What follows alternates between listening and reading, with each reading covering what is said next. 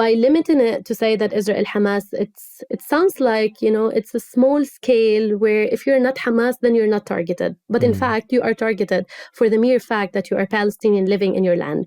Whether you're Hamas, they're killing kids. Kids know nothing about, who are the political parties in Palestine.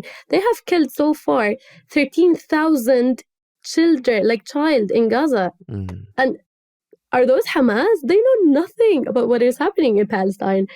And then... What's up, everybody? Welcome to another episode of Yala, your thrice weekly podcast where we talk about the hottest things with a touch of what, Terrence? Good old humor. Good old humor, man. And you know us, we cover the news. That's right. Regardless of topic, and we try to consider different angles and also insert a dose of comedy where we can. Yeah, and this has been a long time coming. I feel like this is a conversation that we wanted to have for a very long time. Yeah. And it's finally happening. Yeah, it's finally happening. And I mean, we've spoken about this issue multiple times on the podcast, but today we have in front of us a very special guest who is not in Singapore, who we are recording with remotely. And she is none other than Hanan Sahmoud, who is, I'll just read out her expertise. She's an advocate and legal researcher at the General Personnel Council in Palestine, and she holds a Bachelor of Law and a Master of International Relations, and her research focuses on Palestine, Israel, Middle East affairs, and human rights. And she's currently based in Ramallah, in the West Bank, and she's joining us all the way from there. And she's also spent some time in Singapore when she did her Master's from July 2020 to July 2021. So welcome, Hanan. Welcome.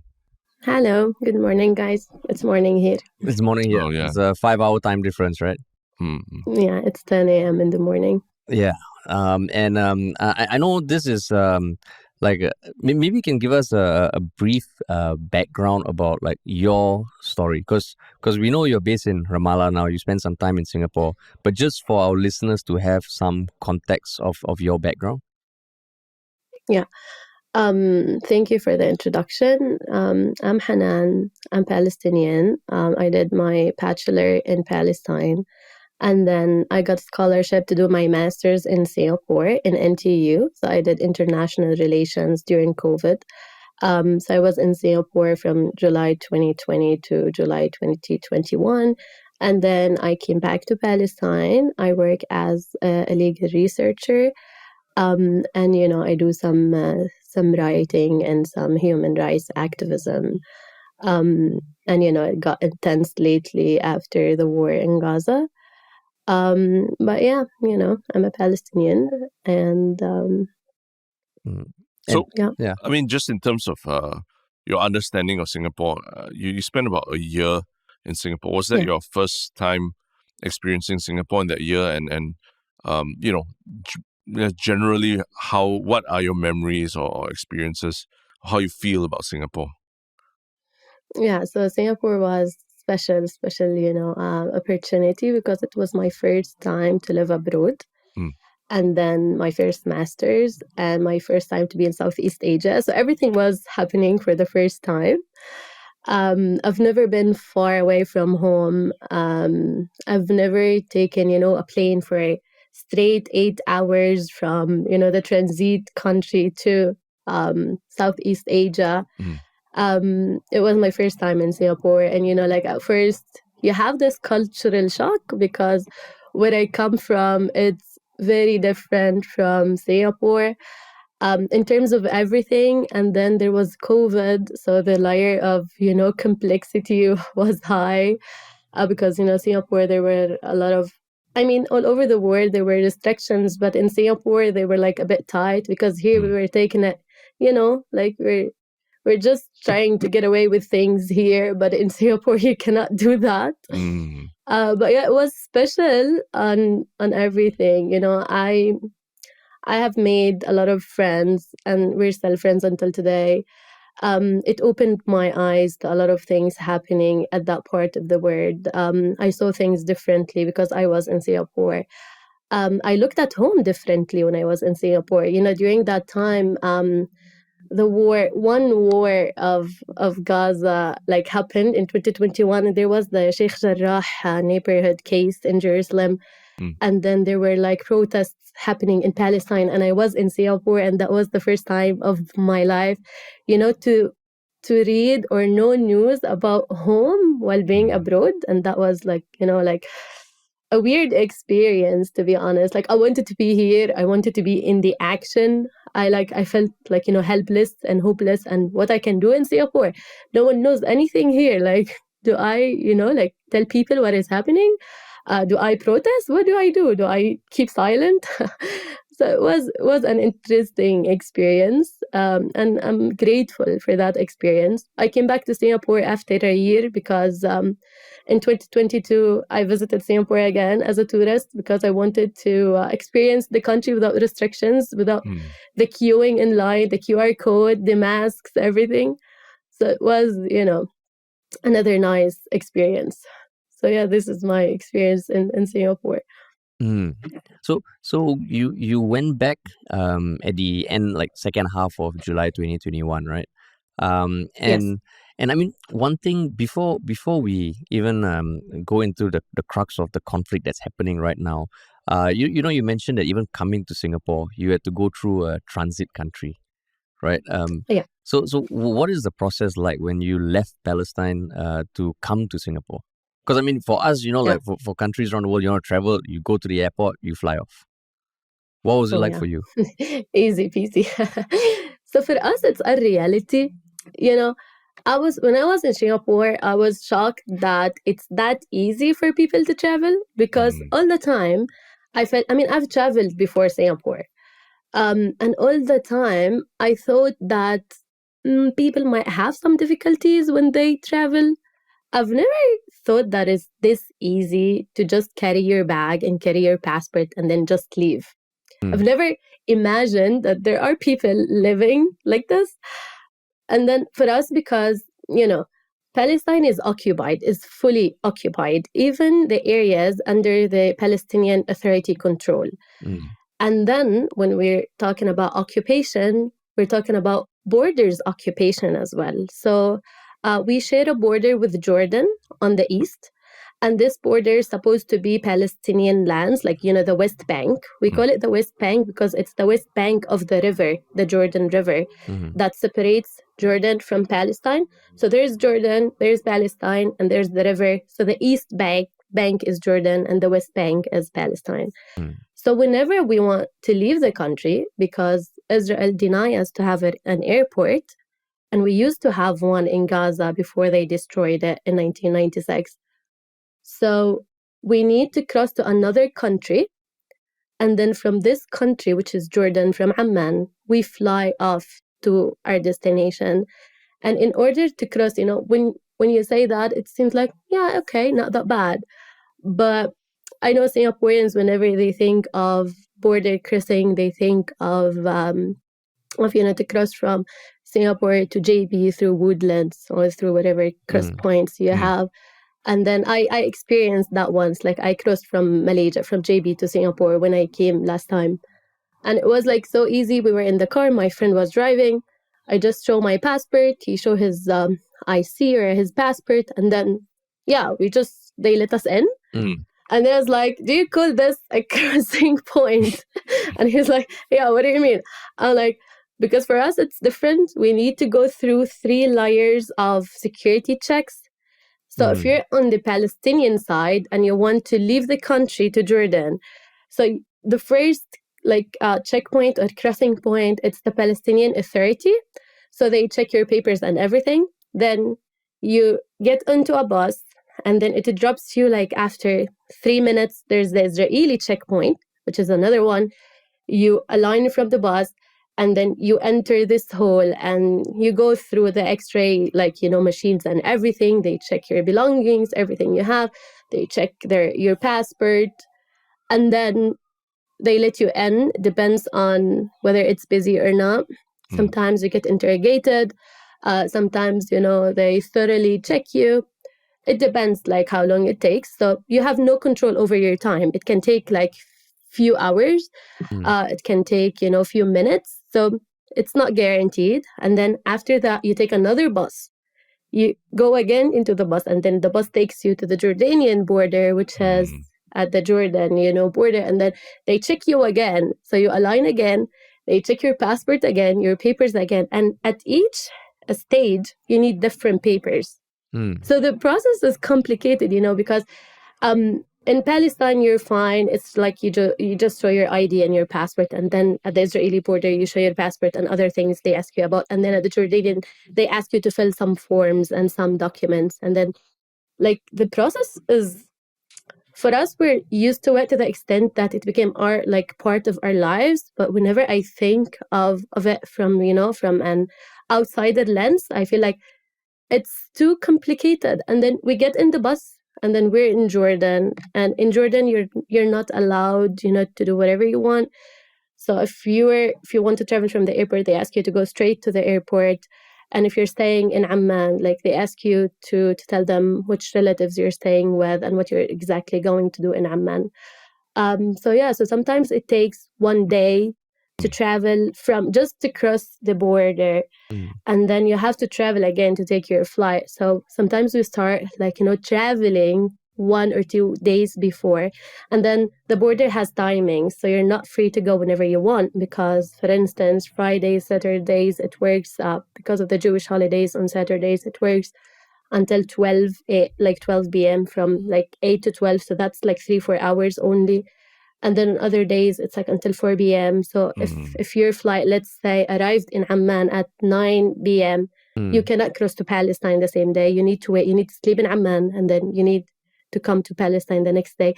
So it's very, expensive. It's very complicated, and it's not straightforward experience. And then it gets complicated whenever foreigners come, because they're not used to the steps and to the complication of the process. I remember my Singaporean friend when he decided to come to Palestine, because there's 2 ways to come to Palestine. Either you cross from Jordan and you go through the same process of crossing the border, or you fly to Tel Aviv, and then you're basically in Israel, and then you cross to the West Bank. But this is, it's a bit risky because they ask you what you need to do in the West Bank. So he decided to go with me through Jordan. And then I realized for the first time that Palestinians have different process than other people. So at some point we were separated. I was telling him all the time that, don't worry, I got you. I know exactly what to do. It's going to be smooth. It's going to be easy.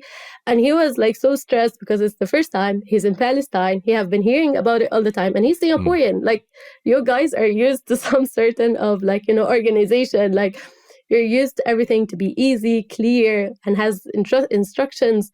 And then he was lost. And then when they separated us, I was panicking because I felt that I need to protect him. And if anything happened to him, I'd be I'll feel guilty. And then I didn't know what is the process at his side, because at my side, I'm used to it. I'm used to the process. I know that I need to align. I need to get my things checked. I need to show my papers and then go to the next one and to the next one. But for foreigners, it seems that they have different process where it's a bit easier, So we were separated for a few hours, and he was interrogated at the Israeli border. And finally, I arrived before him, and I was waiting with his luggage with me, because when we were separated, we didn't know what to do. And then I had all the luggages with me, and I was like, what if they send him back to Jordan? What am I going to do with his luggage? And it was a complicated thing. But luckily he made it. And yeah, I knew for the first time that foreigners have different paths to cross to Palestine. And that was another eye-opening experience, that they treat us differently, no matter what we do. Got it. So I mean, just on a related note and related to what you were saying earlier, in your experience in Singapore, right, you mentioned that there was very little that people knew about the situation at home, Palestine and all. So what surprised you about what Singaporeans knew or didn't know about the conflict in Palestine? Yeah. So in Singapore, I realized that some people, they know, when it comes to Muslims in Singapore, they are aware, because of the shared religion between Palestinians and the Muslim minority. When it comes to other people, I know that some Singaporeans, they spend some time in Israel, and this is the only information they know about us. So they know about Palestine, but from a different angle that has nothing to do with Palestinians. So I know that there are some people there are exchange programs or something who spend their time in Israeli universities, and I was like, I met someone, and it wasn't a pleasant experience because I feel like people when they know about what is happening from an Israeli point of view, like they become like they're brainwashed. And then I don't mind if people spend some time in Israel to see how it is, but I prefer that at the same time you spend time there, you should spend time in Palestine as well. You should at least cross to the West Bank maybe once in your life while you're staying there for 6 months. I don't get when people spend 6 or 4 months in Israel, but they do not cross to the West Bank, which is like 2-3 checkpoints away, but it's doable. You can do it. And then you only know about Palestinians from what Israelis tell you about the Palestinians. They're the monsters. They're the one who would kill you if you cross. They're like savages. You wouldn't be safe. On the contrary, most people who cross to the West Bank or people who manage to go to Gaza, they find like different treatment, and they were like welcomed and cherished by the Palestinian people.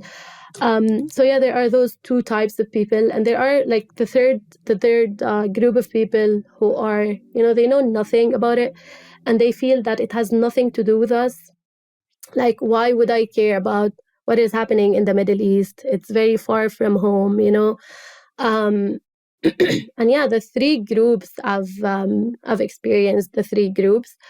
I tried sometimes, to tell people around me and to educate some people. For instance, I remember that there was a friend, because there were a lot of international students in NTU when I was there. And there was this Indonesian lady who's Christian, and like Christians are minority in Indonesia. And then I was telling her once, like we were doing some activities, and I was telling her once that you should come to Palestine, to Bethlehem. It's where Jesus was born. And then she was shocked. I was like, what is shocking about it? And she's like, I've never knew that Jesus was born in Palestine. And I was shocked that she didn't know that. And then there was this encounter where for the first time, I'm telling a Christian person that Jesus was born in a Palestinian city, and the church where Jesus was born is still in Palestine. It's one of the holiest churches in the world.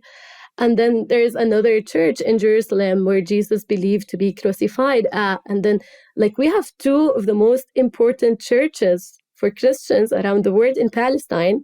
And some Christians, they don't know about it. And they was like, I don't know, sometimes I feel maybe because I'm Palestinian and those information are I'm taking them for granted or something. I know them because I live here, although I'm not a Christian, but yeah, educating people was an interesting experience to tell people about things that they never heard of. But at sometimes it gets frustrated because at certain times I would wish if people know more so they can, they stop being indifferent. During the Sheikh Jarrah uprising, I hoped if people know about it, I hope people talk about it, I hope if Singaporeans, show some kind of solidarity, or at least they have the knowledge. And I remember I was talking about it all the time, and I was showing up to classes with my Palestinian kufiya on, just, to try to kind of start a conversation, to make people curious, to ask me what is this, and where are you from, and what does this mean to you, but yeah, it was an eye-opening experience, to be honest. I know that it's different now. I heard a lot of news coming from Singapore that people are reacting differently to the war in Gaza, and I'm happy about this. But I wish that this sentiment becomes more and more wide, and it includes more Singaporeans despite their religion, their race, their language. So even now, now there is a lot more discussion about this the current conflict. But over the years, what do you think is the reason why people they might understand one perspective, but they don't have the full picture? Is it just because the Palestinian POV is not covered typically by mainstream media, or what are the things that you think from your experience, from your research, has resulted in that? It's because of many reasons, I guess. It's not only one reason. The fact that Singapore is far from Palestine, like it's easy when you tell people that, and I guess some part of this, the guilt lies on the shoulders of politicians when they tell people that, it's happening far away from here, so you don't have to care about it, as if it's, some like natural disaster that is happening away and there's nothing to do about it. This like, this tone of indifference when you tell about a genocide happening in one place where children are targeted, civilians are being killed in their thousands, and then you tell your people that it's happening away, we don't have to care about it. So the politicians have a role to do with this. And then, people feel that they're helpless, and this stops them from knowing what is happening.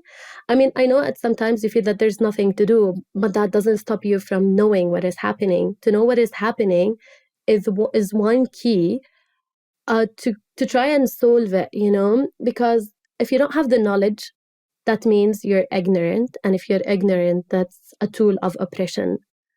Because I know, like, to not know what to do is one thing. Like, even us Palestinians, we sometimes feel that there's nothing to do, like what we can do, how we can help, like how we do things, but at the same time, that doesn't stop us from being us, from waking up every morning and resist this occupation, telling the people about it, spreading the knowledge, do whatever we can.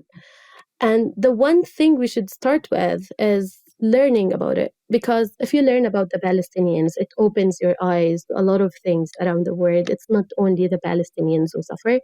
And I believe it is this, like, wide struggle with so many people in it. Like, the Palestinian people are one group of people who are fighting their own struggle.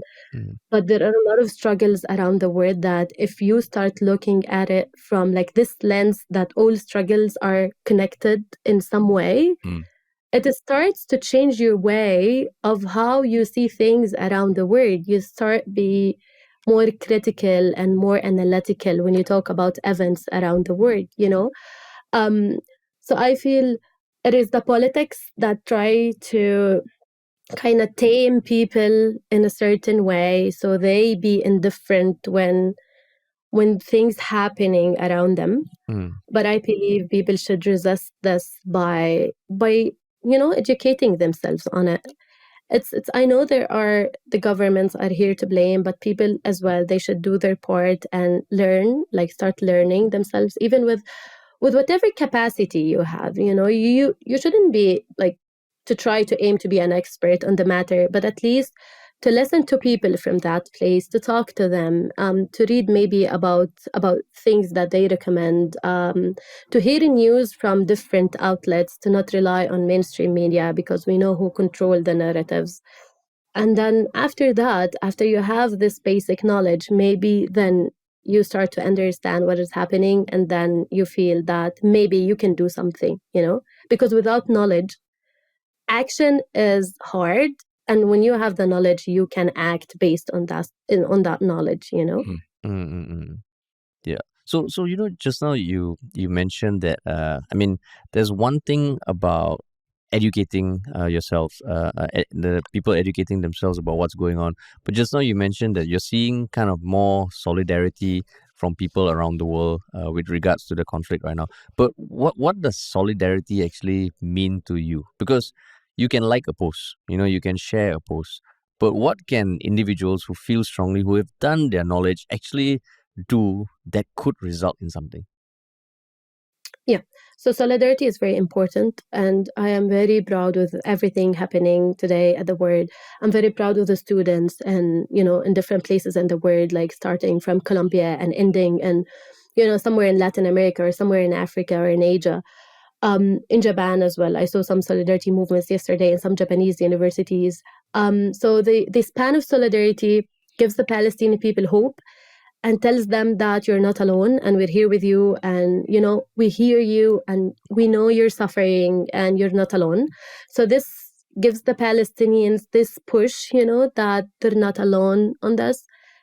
And then what people can do, like in addition to talking about it, like educating yourself about it, telling the people who doesn't know about it around you, just, to open their eyes to what is happening in the world. They also can be engaged if they don't know what to do. They can engage in BDS movement activities, which I believe for people who believe that we're not with armed resistance and we don't want to be engaged in like armed violence. I was like, yeah, cool, whatever you choose. But if you don't want to do that, at least you try the peaceful ways of protesting a genocide. And then one of the important ways to do it is being part of the BDS movement, the boycott, divestment, and sanctions. Because we know, like, history tells us that in South Africa, the apartheid system fell because of the BDS movement. There were like countries and people around the world boycotting the regime in South Africa, which resulted in isolating this regime and made it fall. And therefore, South Africa today, like, has equal rights, and people, like, they have a democracy after fighting for this long to end the apartheid regime. And just like that, like, people can do the same with the Palestinian liberation movement, where they, boycott anything that participate in the act of genocide that is taking place today in Palestine. You can just decide that I don't want to give my money to people who kill kids in Palestine. I don't want to be part of activities that funds the companies that are participating in this.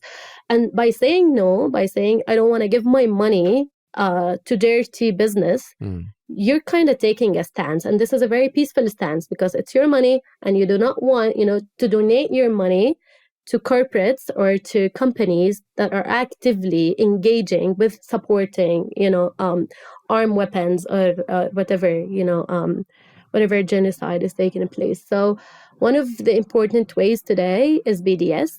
And I highly recommend that everyone, read about it, know more about it. It can be as simple as boycotting, for instance, any company that is involved, boycotting, certain products. And then it can be also reached to the point to what students now are doing in different places around the world by actively saying no to the university's engagement with the arms laboratory in Israel or in any places that harms civilians, It's either be active solidarity, or you can active like BDS, or you can just decide, I don't want to give my money to this and this and this company because, they are engaging in war crimes and in other places. So, I mean, I think, that's a very big question on a lot of Singaporeans' minds, right? Like what our actions here in Singapore, what we can do, and what effects our actions can have on global perspective about the conflict and all. But for you, I know your specialty. One of your specialties, especially in the papers that you've written, are about the power of certain words and terms being used to describe the people involved, right? For example, the word terrorism being used to describe a resistance movement, and the word genocide being used to describe what is going on. So, in Singapore here, one of the things that we hear a lot about the conflict is it's very complex history, very nuanced, very hard for, people who don't have any skin in the game to understand. So we really, maybe without really being part of it, we shouldn't be trying to opine or talk about it so much. What do you think about that line of reasoning? I don't agree with that. Because, one way to stop the people from feeling with others is to tell them that it's too complicated for your understanding. As if people were babies and as if they don't have the mental capacity to understand word politics. And it's a way just, to disencourage them from being part of this wider solidarity movement. By the time you throw it's complex on people, it's kind of like intimidating them from thinking, from hearing the news, from talking about it. You don't have to be an expert to talk about human rights issues. you don't have to be an expert to say that killing children is wrong. And you don't have to be an expert to say that starve people to death as a tool of war is wrong. You don't have to be expert on many matters in order to realize that this is right and this is wrong. And then when people try to project that on you, that it's too complicated and only politicians have the capacity to talk about it, it is very misleading and very dangerous rhetoric. Because by this, you're telling them as if politicians or people in charge are smarter than the rest of us, and they are the only people who are allowed to talk about it. Everyone is allowed to talk about it. Everyone is allowed to be entitled of how they feel about some certain things happening in the world, by telling them that you should feel this way and you should talk in a certain way. It's like you're projecting whatever you want on them. Just, to discourage them from being an active part of what is happening worldwide.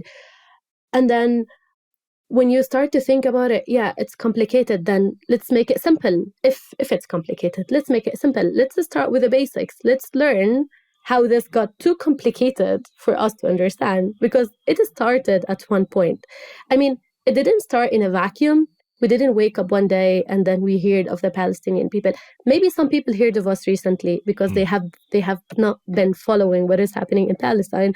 But for us, I'm 30 years old. I lived my whole life under military occupation. I know exactly what everything means. And then when people now start to learn about Palestine, I feel like where were you the whole time? I mean, we were here.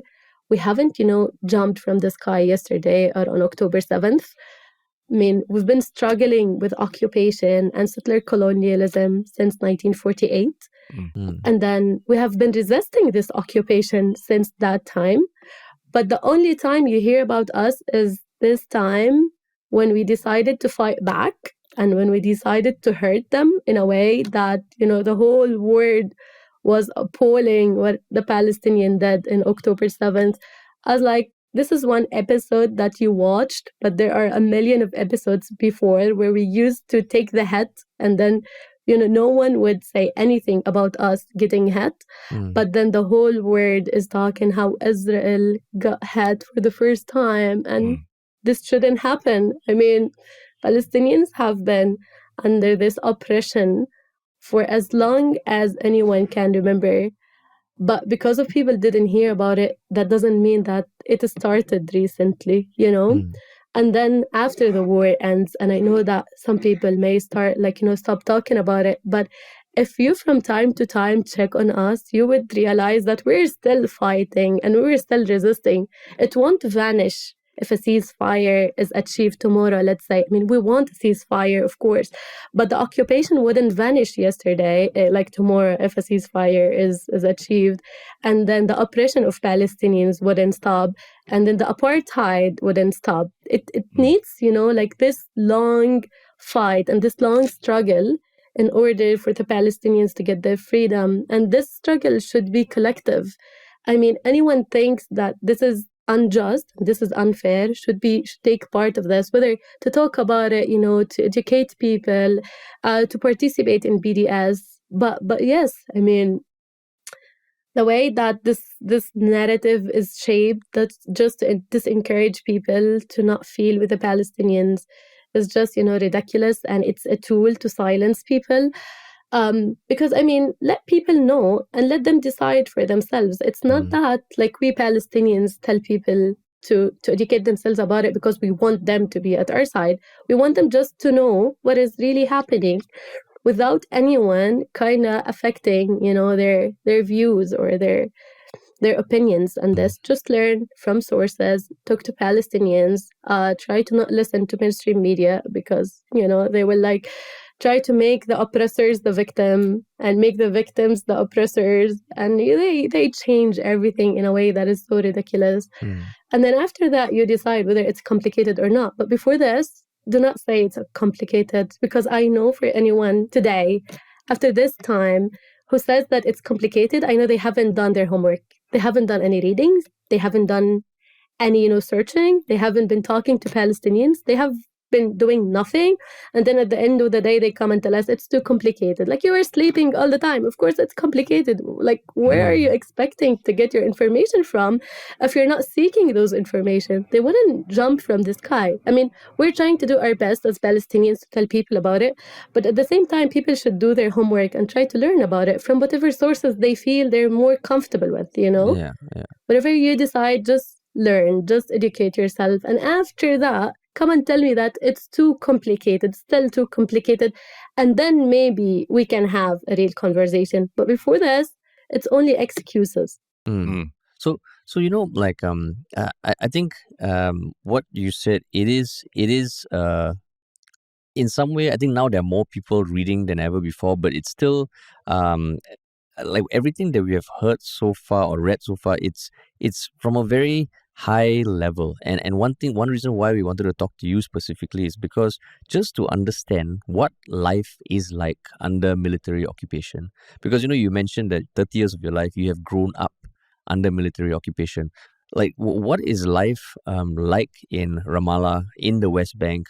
And I mean, if comparing to life in Gaza, because that's one thing that is hard to find. You can see videos, but just hearing the perspective of someone who's lived that life if you could share with us, how would you describe it? It's very nice, to say the least. I mean, it's very I don't know. So it is hard in everything, but at the same time for us it's easy. This line where you feel that you have lived like so long under this oppression to the extent that you made it a part of your life. And then every aspect of your life is controlled in a way or another without you feeling or realizing it. Like, I recently really started to look at things, from another lens. I'm like, I know I'm used to do things a certain way, but does this have something to do with being under occupation, or this is how people do it in the world? And then I realized that there are a lot of things we do in our lives. It is somehow affected by the occupation or decided by the occupation. Some of I can give you a million examples today, and we can finish, like next week if I want to mention everything. But I've been thinking about it. For instance, if you want to marry someone today, you're not allowed to marry whoever you want because Israel decides who you need to marry. If I live in the West Bank, I hold a certain type of ID that is issued by Israel. And then if a Palestinian, live in Jerusalem, Jerusalem is annexed by Israel since 1967, they hold, they're Palestinians, they're just like me, they hold different type of ID because they are annexed by Israel. If I want to marry someone from Jerusalem, the amount of difficulties that they put in order for you to not be married is, it's like kind of impossible to do it. For instance, you cannot live together in Jerusalem. And if the person in Jerusalem wants to move to the West Bank, they would lose their ID. And without their ID, they would be stateless. So you're not allowed to live in the West Bank. You're not allowed to live in Jerusalem. So where do I live? Where do we live as a couple? No answer. And then your kids. After you have those kids, you don't know where to register them. Do I register them in the West Bank under the Palestinian Authority records? Or do I register them in Jerusalem under the Israeli records? And then in both ways, they have different legal systems. Because if you're in the West Bank, you have a legal system that is different from the people in Jerusalem, because they forced on them the Israeli laws, and in the West Bank, they forced on us military Israeli laws. So it's kind of, so people think today, really, it's one of the struggles that if I like someone from Jerusalem, I would stop myself from falling in love with them, because I know the difficulty if we get married is going to be impossible. And if we decided, for instance, to leave the country, and then because there's no way to live in the West Bank and there's no way to live in Jerusalem, let's just leave the country. The one in Jerusalem, they would lose their ID if they live for 7 years abroad. And then they will become stateless at the end of the day. This is one of the things that Palestinians in the West Bank in Gaza, and if you were about to marry someone from Gaza, same thing, different IDs. They're not allowed to live in the West Bank. You are not allowed to go to Gaza. So it's going to be risky. It's going to be on your own. Like, you do it, but you figure out how to do it.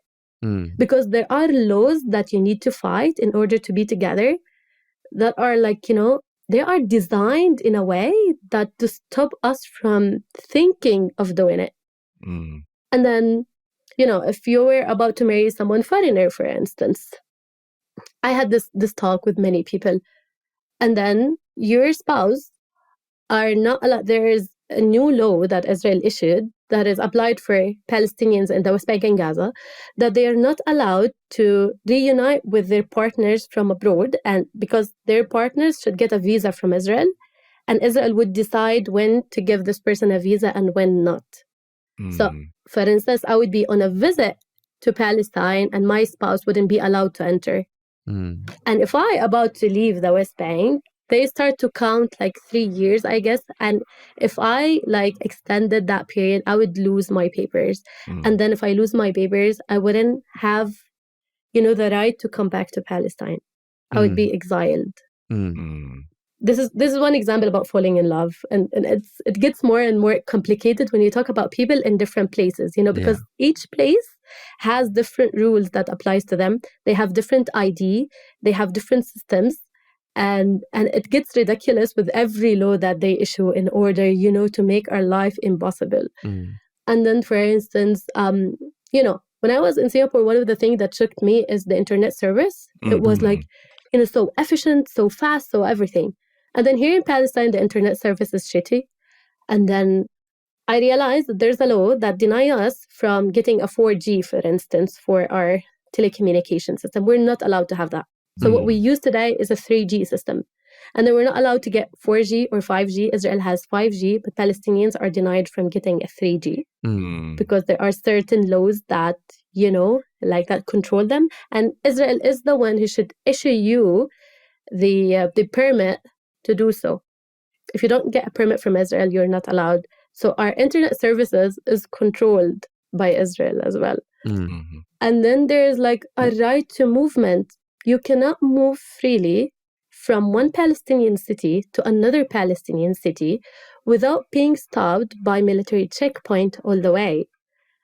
And then if you want to think about it, you can cross Singapore in 45 minutes from Jurong to Changi on the Green Line without being stopped, without anything. And it's easy, It's a long ride, it's boring, but it's very easy. But here, if I was about to go to Jericho is 40 minutes away. It's the city at the border between the border at the Jordan side. It's a Palestinian city. It's 40 minutes away from Ramallah. If I was about to drive to Jericho, I would face 3 checkpoints, military checkpoints, that will stop you and check your ID. And whether to leave you or not, that's another story. They can stop you for hours.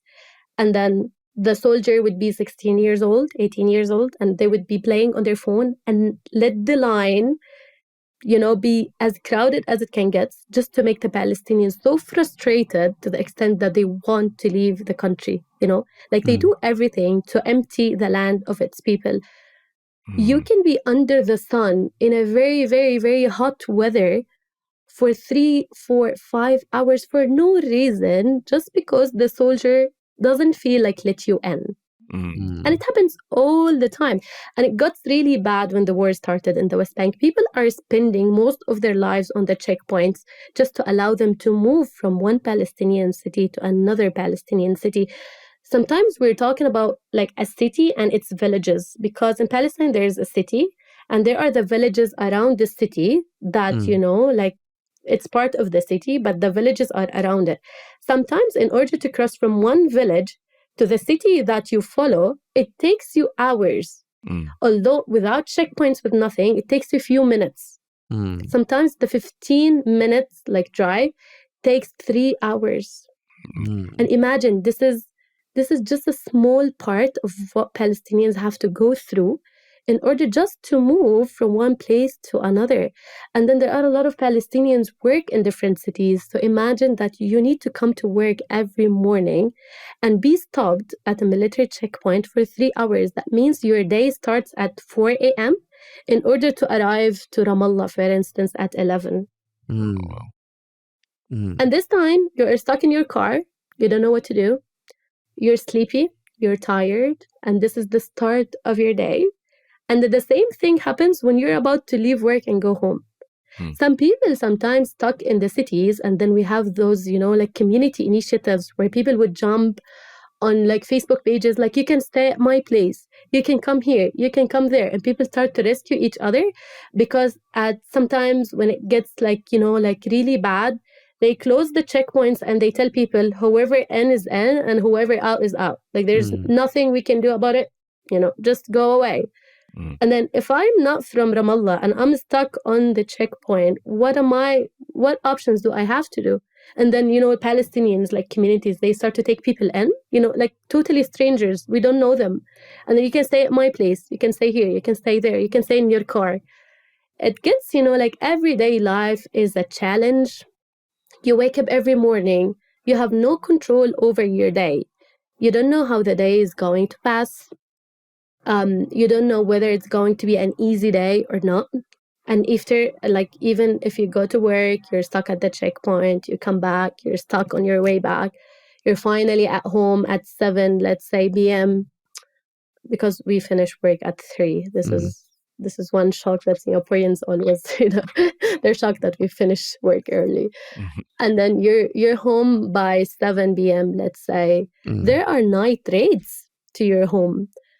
There are a lot of night raids to arrest Palestinians who do, stupid things that you cannot even think of them. Since the war started, for instance, anyone who posts anything on their social media, they get arrested.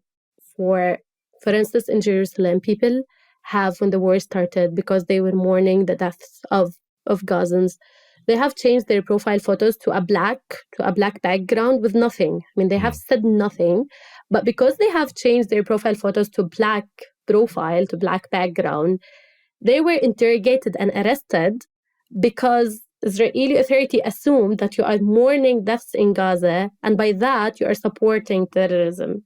And then make it make sense, because we are Palestinians and we, of course, mourn the deaths of our brothers and sisters in Gaza. And you are arresting me because of that fact without me not saying any word. And then there are people got arrested because, they have put in some verses of Quran, because Quran is the holy book for Muslims. And there are some verses that reflects, what is happening. And the people were just citing or just posting a verse of Quran. They were arrested for that. And now there's a law that says if anyone posts anything from the Quran that could be translated to something else, they're going to be arrested. And the translation is based on how the Israelis translate the Quran. It's not how does it mean in reality. It's very ironic. It is very sarcastic. And when I think of it, like all aspects of our lives are controlled to the extent that we cannot imagine our life without this control. Really. And I cannot think of myself as a free person without this oppression.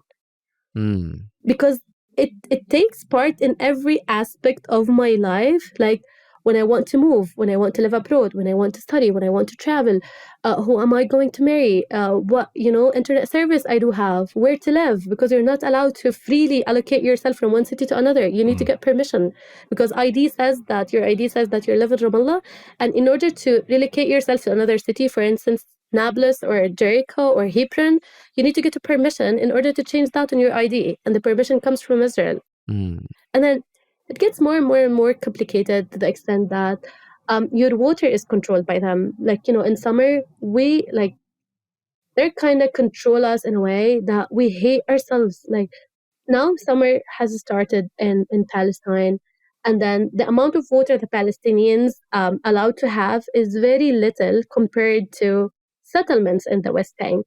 So you would see, if you come to Palestine, that there's a huge difference between how green a settlement is and how the neighborhood next to the settlement is dry and, lacks greenery scenes, because they have all the water. And you're like, we're talking about the same area. We're talking about, this is a settlement and this is a Palestinian village.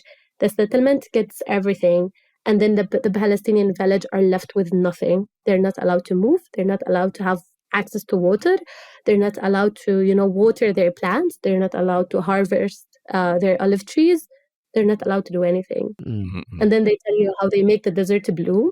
You make the desert bloom because you are controlling all the sources, and then you're denying Palestinians from having access to their sources on their lands, because we're talking about Palestinian water. We're not talking about, any other water. They extract the water and they control it and they give it to you. And then you need to have a permission to get it. So now, like, we have, if we want to do our laundry, we have a schedule. It depends on when the water service is in, because we get water twice a week. In the best cases, it's twice a week. In some areas, they don't get the water service in 2 weeks. Like, they get it once in 2 weeks. And then you need to manage, you need to adapt to the situation where you have schedule for everything. You have schedule for doing the laundry. You have schedule for washing and doing all the cleaning. So you wait until the water service comes because you have, a little amount of reserve water that you can use until the water service come again. It's, whenever I think of it, there are a million examples that I can give you that, going to go forever. But those are some of, the basic things that comes to my mind whenever I think of how they're controlling the Palestinian and making their life impossible in a way that they want them to leave the land and then go somewhere else. So it's going to be easier for them to settle in the land and control everything. Yeah. So on that note with settlers around, and growing up, knowing that you are under military occupation by Israel, what do you do? Do people in Ramallah interact, or do they have to interact at all with settlers? Because I can imagine, I can't imagine what those sort of interactions would feel like from between individuals. So not politicians, but between individuals, between the people who are living in those settler communities and Palestinians who are living next to them. Yeah. It's very violent, to say the least. It's very intimidating. So there's no a civil interaction between us and them. There's them controlling everything, and there's us being subjugated to everything.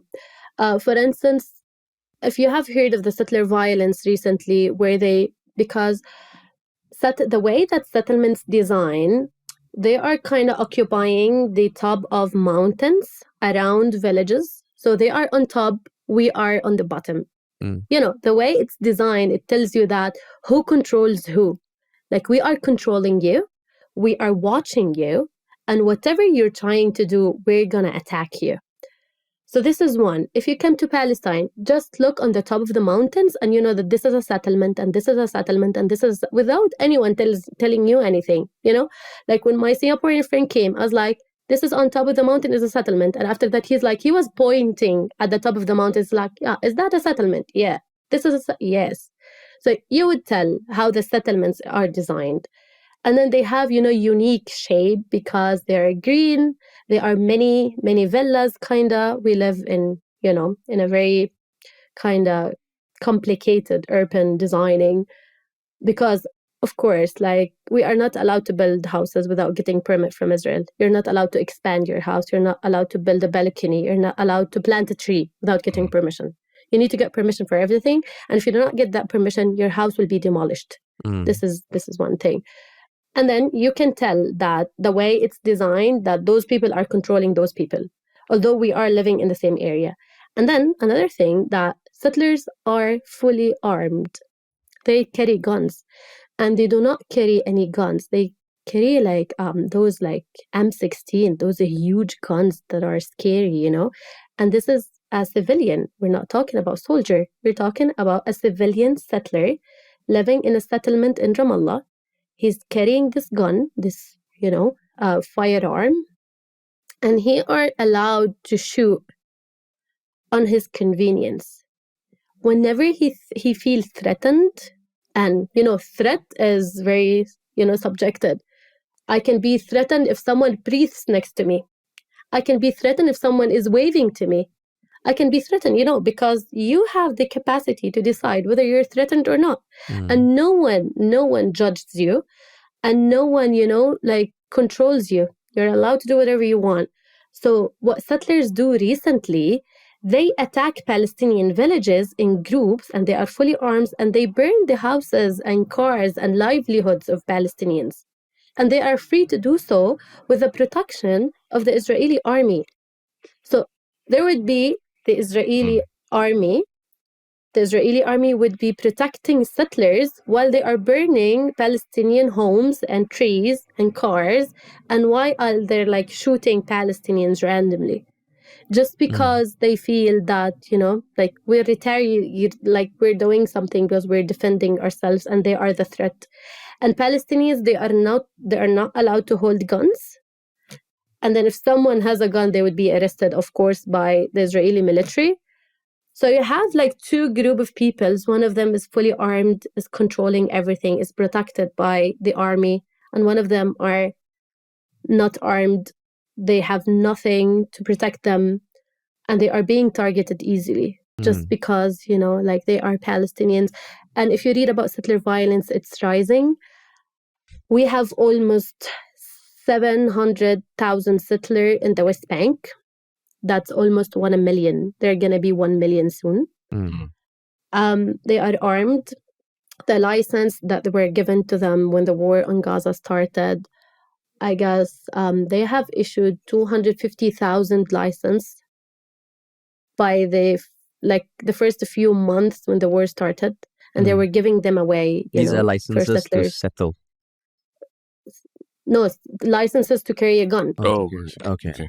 No, so you don't have a license to settle. You can decide just to settle wherever you feel. Like a group of settlers can decide that this is an empty land for a Palestinian person. They can go and camp in that land, and then after a while it becomes a settlement and no one questions them. And if the Palestinian would go and, you know, allow them to leave the land because it's my land, they would shoot them. They would shoot them dead. And this is literally what happens. So they're allowed to settle wherever they want. No one questioned them. But I'm talking about holding a firearm. They were giving licenses. And, you know, there are few ministers in the Israel cabinet who are settlers themselves. So the national security minister is a settler in Hebron. Itamar Ben-Gvir, he's a settler himself. And he settles in a settlement in Hebron. The minister of finance, he's a settler himself. And he lives in a settlement near Ramallah. So those ministers are settlers. And to tell settlers that you cannot be violent towards the Palestinians, but there are ministers who sit in the cabinet and who, you know, who enact laws and who enact policies to strengthen those settlers. When the settlers were given those firearms, it was the minister himself who was proudly distributing the arms on them, as if it's, you know, like he's kind of empowering them to attack the Palestinian whenever they feel like it. So yeah, settlements is like another layer of, you know, oppression against the Palestinians. It's not only the Israeli army, because the Israeli army is like the official, you know, kind of manifestation of occupation, but there are the settler violence, which is like the more civilized way of oppressing the Palestinian, and both are, you know, are bad to the extent that is like unimaginable. Yeah, thanks for sharing that, because I think that's a very big, you know, thing that a lot of people outside of Israel or Palestine will not understand about the settlements. Yeah, it's not only the Israeli army that targets us day and night. It's also the settlers who are unleashed, uncontrolled. They can do whatever they want. Yeah, even for us, I think even in our own research and all, when we watch videos of what's going on in the settlements and all, it's very shocking, right? It's not a peaceful process at all in terms of like what is going on. So there's nothing peaceful about settler colonialism. There's nothing peaceful about like uprooting people and replace them with another people. Yeah, and I think even Singapore, as a government, has also, you know, called the settlements, has said that the settlements are illegal and they need to be, you know, that it's a big problem that needs to be confronted immediately. But I did want to ask, because sometimes this comes up in conversation, because we understand, you know, the relationship or the tension between Palestinians and the Israeli authorities and Israeli settlers. What about the relationship between Palestinians and Hamas as an organization itself? Because sometimes that comes up in conversation with people like, oh, you know, at the end of the day, it's really a war between the Israelis and the organization Hamas, and not so much the Palestinians and all. Like, what is the day-to-day sentiment about Hamas from a Palestinian? First of all, calling it the Israel-Hamas war is very misleading. And I really oppose that naming of what is happening, because it's not Israel-Hamas. Israel and all the Palestinian people. Because saying that Israel-Hamas, that means that Hamas is the only one who's targeted here. The rest of the Palestinian people are living their lives happily and no one is targeting them. But in fact, every Palestinian person who lives in this land, and even abroad, like everyone is targeted because they're pro-Palestine. By limiting it to say that Israel-Hamas, it sounds like, it's a small scale where if you're not Hamas, then you're not targeted. But in fact, you are targeted for the mere fact that you are Palestinian living in your land. Whether you're Hamas, they're killing kids. Kids know nothing about, who are the political parties in Palestine. They have killed so far 13,000 child in Gaza. And are those Hamas? They know nothing about what is happening in Palestine. And then making it look as if it's one political party that is fighting Israel and the rest of the Palestinian people, they do not want to fight Israel, is so misleading and so untrue. Everyone in Palestine today, to start with, Hamas is a political movement. I refuse to call it a terrorist organization, and there's no one call it like that except for the US, and the US controls the word and some European countries. And we know that Westerners have always controlled the narrative, whether it's true or not. And I refuse to follow that narrative. That's one. Every resistance movement in the world has been labeled as a terrorist organization or terrorist movement. In South Africa, the liberation movement was called a terrorist movement before they acknowledged them and, dismantled the apartheid system. Everyone around the world who fight for their liberation, they were called terrorists before the word acknowledge, their rights and give them the freedom and the liberation they aspire for. And after the war started, Hamas members are our brothers, are our relatives, our friends. They are part of the Palestinian society. And then those people, they grow up under a reality where most of them were targeted in previous Israeli wars. Some of Hamas members today have been orphaned by Israel on attacks on Gaza in 2008, 2009, 2012. If you were about to interview some of the members, I don't know any of them, but if you're about to interview some of them, you would notice that the only connecting thing that they have, that Israel targeted them before, and Israel, destroyed their house, orphaned them, killed their parents. And now if you ask the Gazans kids today, who have nothing to do with Hamas, they have one shared enemy, that is Israel. Israel is inflicting this on them, not Hamas is inflicting this on them. They grow up with this occupation to the extent that they know nothing about other things in the world except this occupation. And then after the war started, the popularity of Hamas in the West Bank is rising. It's rising to the extent that, disappoints the Palestinian Authority, because they think that, how is that so? And then, Hamas, they are not a foreign political party that was imposed on us. Hamas is our brothers, are, friends, are part of the Palestinian society, whether the Western governments like it or not. And the Palestinian people, they are kind of supportive of the resistant movements, because if there's no Hamas, there would be other resistance, movements that aspire to liberate Palestine from occupation. Because history tells us that no people on earth got their liberation without fighting for it. There's no colonizer or an occupier that woke up one day and decided to give the indigenous people and the people who they occupy their freedom out of the blue. The colonialism still, the neo-colonialism, going on until today, the imperialism going on until today. And there's no one in history that was given their freedom just because, they were peaceful and they didn't fight for it. People fight for their freedom, and that's how they got it. And for Palestinians, they're the same. They are people who aspire to get their liberation from their occupiers. And if those occupiers are not recognizing that by now, that means there will be if it's not Hamas, there will be someone else to fight the Israeli occupation. It's not about Hamas as a Hamas. Hamas is an idea at the end of the day. Resistance is the main idea that every Palestinian believe in, because we have been, trying the peaceful talks with Israel since 1993, when the Palestinian Authority signed the Oslo Accords, which is the peaceful accords. And since then, the occupation got worse, the killing of Palestinians got worse, the expansion of settlements got worse, and that's under peaceful coexistence between the Israelis and Palestinians. Palestinians were engaging in peaceful talks since 1993. And on the contrary, the Israelis have gotten more and more violent towards the Palestinians. The only way that can stop this violence is by resisting it. And whether people like it or not, Palestinians have no other options. They have been crying to the international community for ages, just, to recognize Palestinian rights. And no one is saying or doing anything. The settlements are expanding. Palestinian killings, is a normal thing, is a normal news. There's no one doing or saying anything about it. And it's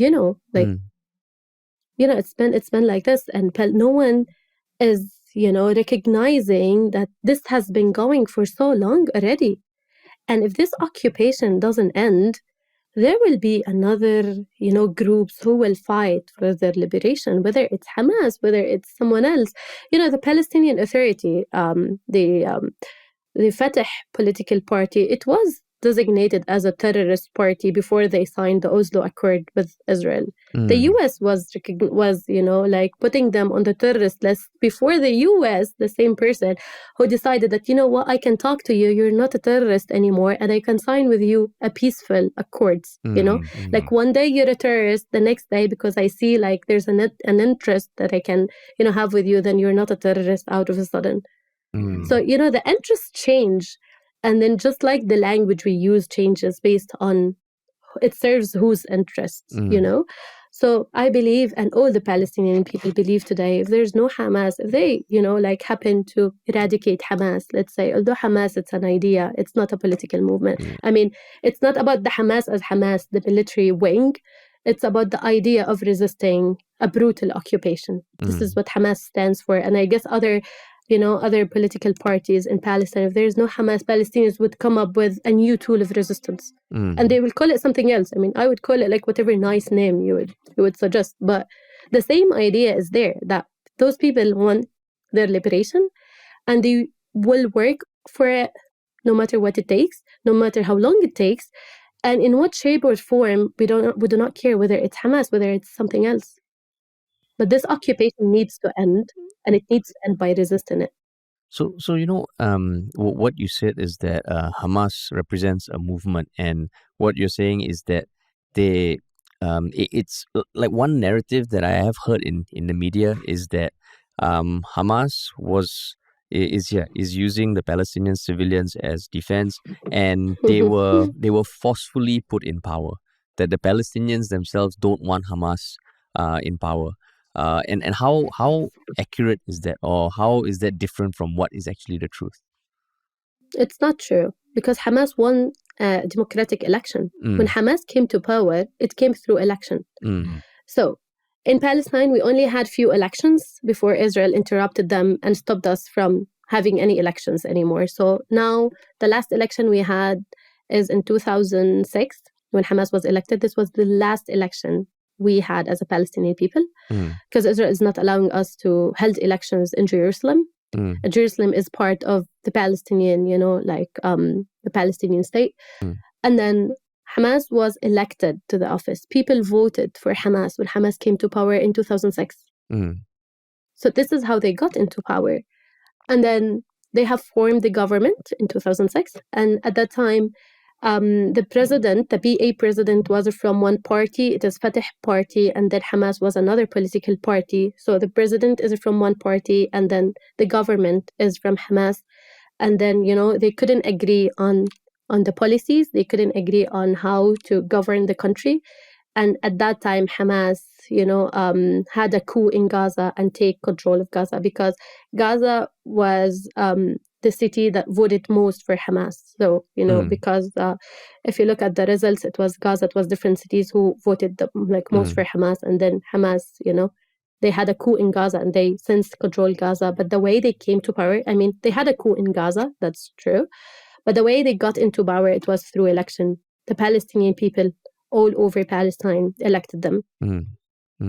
Because after, in 2006, the Palestinian Authority, has signed the peace accords in 1993, and when people went to elections, there was nothing happening with the peace talks, and it was getting more and more it's getting worse every day, and then they had no option. Let's try something else. If the peace talks are not doing anything for us, so let's try. Other programs, so it was Hamas who came up with armed resistance as a way of stopping the occupation. And this is how we ended up in having the West Bank under the Palestinian Authority, which is the Fatah Party, which they are talking with in a peaceful talks with Israel since 1993, and Hamas in Gaza, who reject this way of getting a Palestinian state. So they both want a Palestinian state, but different tools. And just now you mentioned that liberalization is the goal of every Palestinian, right? But and you say whatever shape or form. So what does liberalization look to you, and also how does that square with the mantra that we have heard also, whether it's true or not, that Hamas's goal is the complete eradication of Israel? Is that just mistranslation, or how does that square with what you referred to as liberalization? Yeah. So for liberation for Palestinians, it's just to wake up every morning and not being controlled by a foreign army that has nothing to do with this land. It's for me to think that I can go to another city without being stopped by a checkpoint. It's to not see settlements and checkpoints and soldiers everywhere. This is what liberation looks to every Palestinian. They want to live their life in dignity without being controlled by a foreign army. To have control over their resources, they have control over their lands, to have control over their lives, not to have some foreign army control everything in their life without them having a say on it. I want to decide who I want to marry, whether from Jerusalem or from anywhere else in the world. I want to go to work without being stopped by checkpoints for 3 and 4 hours every morning. I want to live my life as a free person without being controlled by a foreign military army that, oppress us on a daily basis. This is one. And whether or Hamas goal to eradicate Israel or not, this is where it gets, when I think of liberation of Palestine, I also think of the 6 million refugees, Palestinian refugees who live abroad without having the right to return to their homes. And it's part of liberating Palestine is to acknowledging that those people should be able to go back to their homes without being stopped. And, the only people on earth that they are not allowed to go back to their homes are the Palestinians. And that's why when we're talking about the UNRWA, the agency, the UN agency for refugees, for the Palestinian refugees, I heard a lot of comments that why the Palestinians have an agency? There are a lot of refugees around the world. Why only the Palestinians have agency? I was because the Palestinians are the only refugees in the world who are not allowed to go home. Palestinians would love to go home tomorrow, would love to go to their homes that they were occupied by Israel in 1948. When they were forcibly expelled from their homes, they had no say on that, and they want to go now to their homes, but they are not allowed to. So, the idea, it's not about, it's part of liberating Palestine, but we also want those Palestinians to have the right to go home to their houses. And this, whatever shape or form this my results in, it's the same thing, that we want our refugees to be back. We want to Palestinians to be free from domination and from occupation. We want us to decide who to rule us, who, to lead us, and how to have control our resources, not another, foreign armies. And then if Hamas wants to eradicate Israel or not, I heard that they have changed their, constitution? The basic, I guess the party constitution or something. I don't know what we call it. I forget the name. They have changed that in 2017. And whether, I know that Israel uses that in order to be the victim here. But if you think of the idea of Israel, it's so threatening for them, if the Palestinians get their liberation, because they always make it in a way that if the Palestinians are liberated, we are finished. When you kind of make your argument around, if you're kind of making your argument around that if the Palestinians are liberated, we are annihilated, that is so, problematic approach. And the Israelis using this, and they have shaped their narrative around this. It's either them or us who are allowed to live. If they live, we're going to die. If they are liberated, they're going to annihilate us. And this is very problematic view, and it comes from a privilege, from a Western settler colonial thinking, that if the indigenous people were courage enough to have their rights, that means they are threatening the establishment of domination.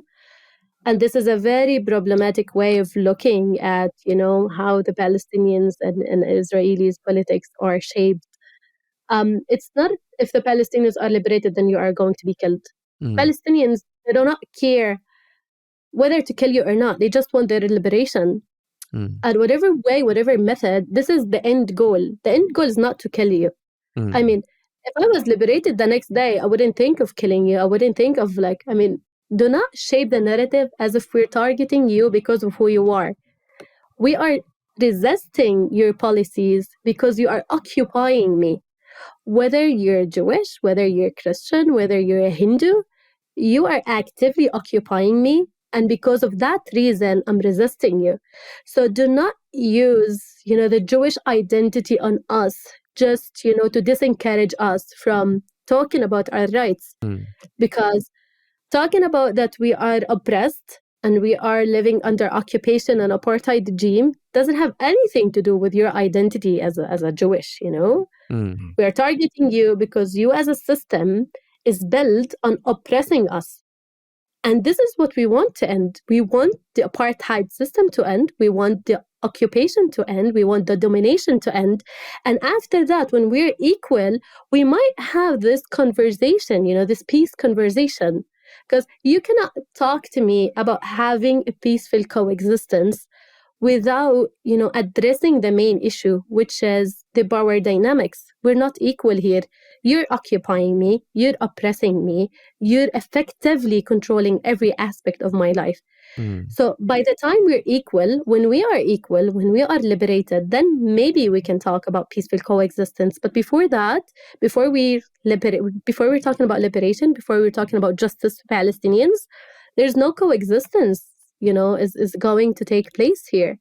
So let's tackle and address the main issue here, which is the power dynamics, how some people are occupying another people, how some people are fully supported by Western powers in order to, enact this oppression on another people.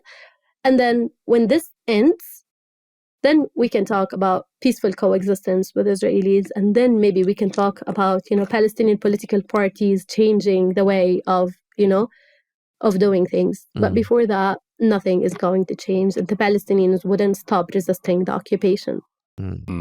So going forward in the next few months, next few years, would you say you're generally optimistic that things will get better, or pessimistic? And how are you looking at things? Because from where we are observing, it's horrible to see what's happening, and we are so far away. But for you, being on the ground, how are you feeling like? And what's the general sentiment amongst Palestinians in the West Bank? And Gaza. I'm sure Gaza, it's horrible, to see what's happening, and I can't imagine what they're going through. We're always optimistic, to be honest, because we do not have the luxury to despair. We do not have the luxury to lose hope, because the minute we lose hope, we're going to be finished. Everyone, despite the dark times, have hope in them, and I believe things are going to be better after a while. I'm sure it's going to be. And I'm sure that we're going to work hard until we get our liberation, whether it's now, whether after 2, 3, 4, 10 years from now. I am certain that the Palestinian people will not give up, because all the sacrifices that we made for the past 75 years will not go to waste. We will work hard to ensure that all the sacrifices we have given to this land are recognized, and our liberation is achieved. Mm. And then it gets dark at some times, but I do believe that it's going to be, we're going to see better times where liberation is more real than today. I do believe this. And we woke up every morning to think of that.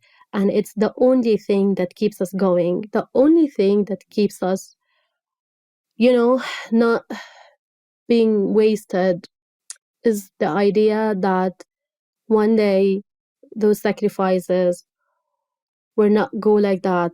We will have a liberated Palestine, that we will live, equally and under justice system that acknowledge all of us, despite our backgrounds and ethnicities and everything.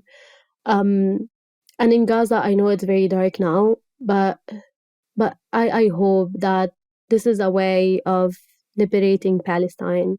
This is the start of liberating it. And I hope we can see it soon. I hope we can see it in my lifetime. And I hope that all those sacrifices don't go like that. And if there's one thing that you would want to say to Singaporeans, because now people are trying to understand, people are reading up, people are being vocal. There's been a lot of coverage to whatever extent possible in Singapore, but to people who are still trying to learn, what's your message to them? I want to tell them, if the Palestinians are not tired after this time of, being targeted and being killed, you shouldn't be tired as well. There are times where you feel that, you cannot do anything, but you really can by keep talking about it, keep educating yourself about it, keep educating the people around you about it, keep engaging in BDS movement, and keep thinking that the Palestinian people, they have been living under this for the 75 years and they haven't get tired, and they're still having hope. And if they can do that, everyone else can do it, just keep them in mind, keep educating yourself about it, and, keep engaging in conversation where you call people out on their biases, you call people out on their racism, you call people out on their privilege. And yeah, when that is achieved, I guess the liberation of Palestine would be easier than it is today, Thank you so much for sharing, Hanan. We will put the links to the papers you've written, the articles you've written in the show notes. And I think it really helped to kind of understand the perspective of someone who has lived a life like that. And to end off, as we do with all podcasts, we do want to end with something to just that's something that you would want to share with our listeners. We call it the One Shiok Thing segment. It can be anything. You already shared a lot, but if there's anything else that you want to share for our listeners to kind of read, watch, you can let us know. We can go first. So you still have like a minute or two. Terence, you got your One Shiok Thing. I'm a big tennis fan. So one of the highlights of this year's tennis tournaments is Rafael Nadal, one of the greatest players ever. He is basically, he's pretty much on his farewell tour right now, playing tennis. So he stated that some of these tournaments that he's playing at will be his last tournaments. And I think right now he's playing in Madrid, and it's quite bittersweet to watch because he's playing against people half his age or even younger, and he's still beating some of them. So it's quite amazing. And it's just one of those few things that we can still enjoy and watch, and also have more, be able to see the passing of the torch happening in front of us. Okay. Mine is a recent just live performance series by Dave Matthews, which he did at Radio City. I think he did it a few years ago. But it's just a series of acoustic performances that it's kind of like chill. It's the kind where you can sit down, listen to, and just think and reflect about anything else going on in your life. And yeah, it's just very calming. It's just him and another guitarist on stage, and it's just very nice to listen to. Is it a new thing or no? I think he performed in 2008. Oh, okay. Yeah. But I just came across it online again, and I started rewatching the videos. I see. Yeah. And Hanan, is there anything that you would like to share with our listeners? I'd love to recommend a book. You know, when people read it, they will understand, you know, how liberation movements work. It's by Frantz Fanon. It's called The Wretched of the Earth. It's a very interesting book. It's very nice. It opens your eyes, you know, like I'm Palestinian and it opened my eyes.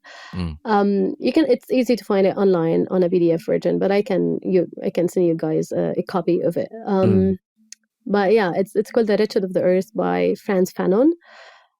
He's a Black person, and he was fighting for the liberation of Algeria. And he was talking about his experience as someone from the Caribbean, from a Caribbean you know, country, and then going to Africa and fight with the liberation movement. So it's an interesting read.